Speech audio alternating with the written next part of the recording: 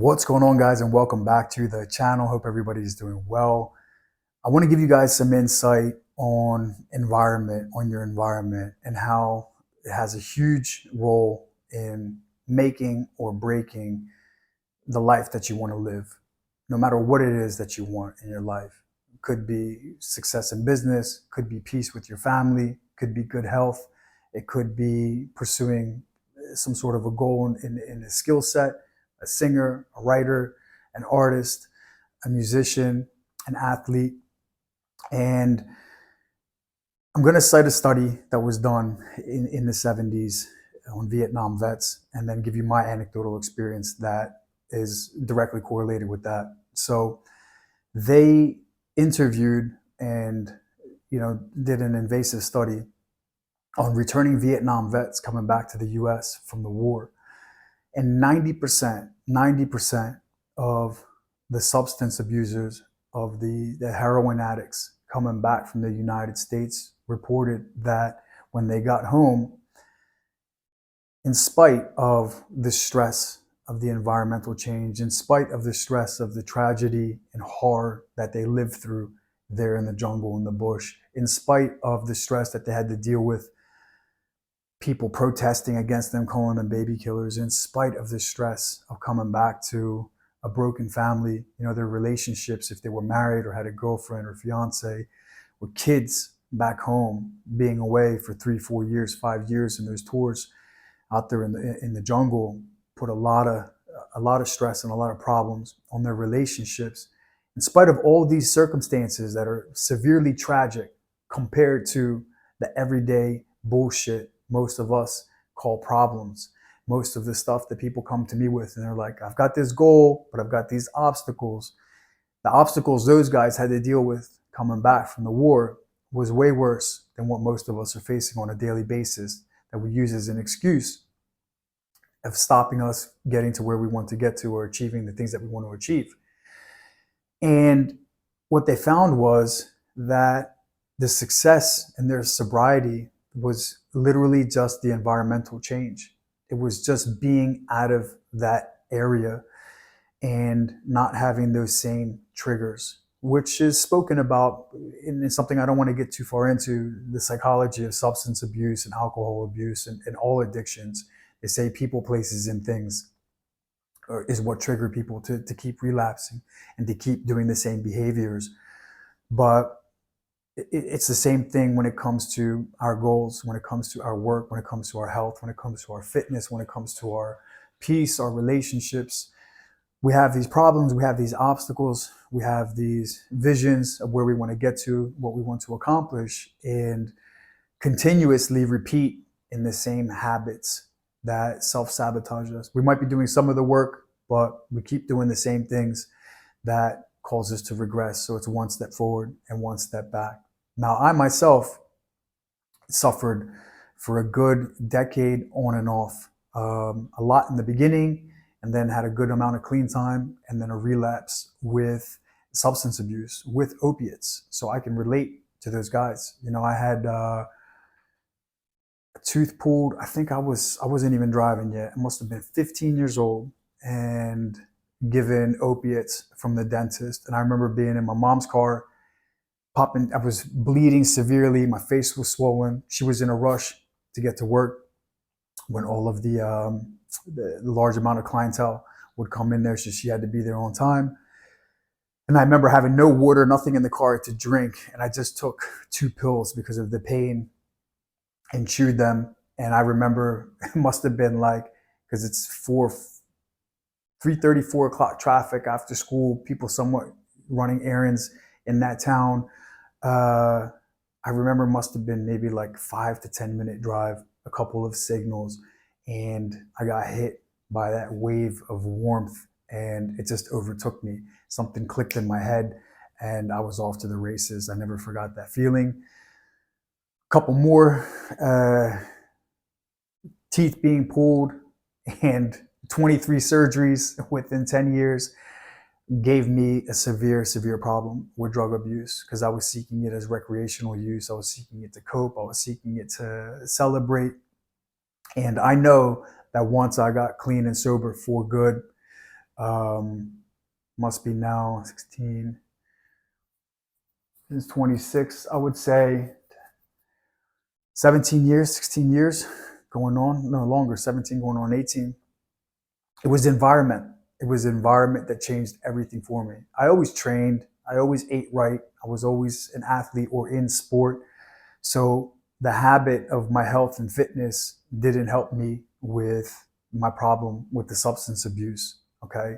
Good habits couldn't take away from a bad habit. Like I always say to people, you can be doing all the right things, but still doing the wrong things, and you won't be able to progress in life. Once I got completely out of that state, that city, and even the country for a while, and had a complete different environment around me, I was able to have a different perception, a different perspective on everything, and be able to have a freedom of myself, of choice and pressure, to be able to relieve the brain with some time away from those triggers. So when it comes to the people that I try to consult and coach, I tell them it's very, very important, your environment, that you try to create the best, prominent, positive environment around you for your goal and for your life to be able to flourish. It might be people that you need to stay away from. It might be places. It might be situations. Even at work, in home, a lot of the people that I help with them becoming coaches or consultants themselves and branding themselves and teaching them how to be able to guide people through different processes and different goals. I tell them that you can't work where you rest. You know, you can't be checking in with your clients or doing your finances or doing your marketing or doing your media or overseeing plans, whether you're in construction or in real estate or you're an architect. If you're in the medical field, you can't be reviewing blood tests. You can't be doing that stuff on the couch where you watch television and watch series with your girlfriend or boyfriend or with your kids. You can't be doing it in bed where you rest and pass out at and make love at. You have to separate your work and your play if you really want to be able to be successful, because that environment influences you, because it's very easy for you to get distracted from the work that you have at hand when your mind and your body subconsciously and consciously relates to that environment as chill time or playtime or relax time.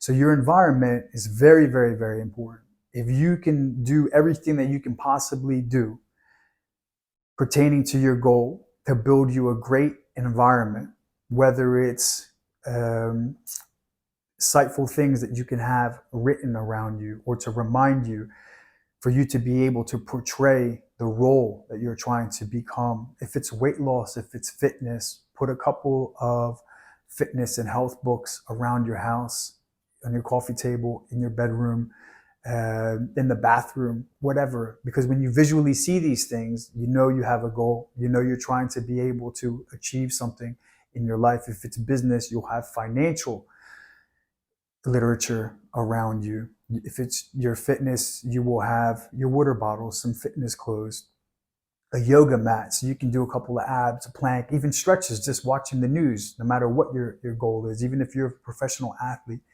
These things in your environment are going to help you stay in line and make better decisions when it comes to the small things that cause us to regress and get away from our goals. And the same thing goes with people, places, and things.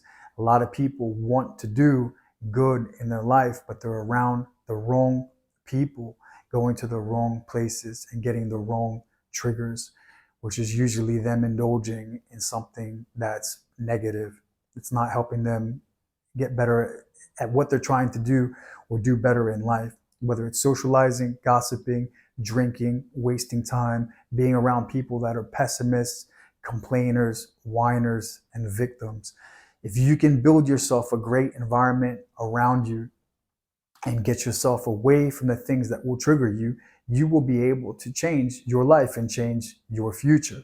Just like that study that I spoke about, the only thing that changed for those vets was their environment. And when they were home, those drugs were still accessible, but their environment was different. So they had a different perception of their feelings and their trauma and made a better choice. Where in the other environment, when they were still out there in the jungle, they didn't give a shit. So the same thing goes for the people that I'm trying to help. If you have an environment around that's conducive and very easy for you to push the fuck it button because of the people or the places or the things you have around you, you're going to fail. You know, some people want to get in good shape with me and they still got all sorts of snacks inside of their house. They still hang out and eat with people. They don't have the discipline yet that are just junk food eaters. They just want to hang out, order 3 types of junk food from fast food places delivered to the place and watch TV and binge, or walk through the mall and get sweets and snacks all the time. Other people are trying to manage their time to be able to build a business, and they're still hanging out 2-3 times a week with their friends, gossiping, coffee time, wasting hours. Let me get my hair done, my nails done, get to this place, hang out there for a couple hours, then get home.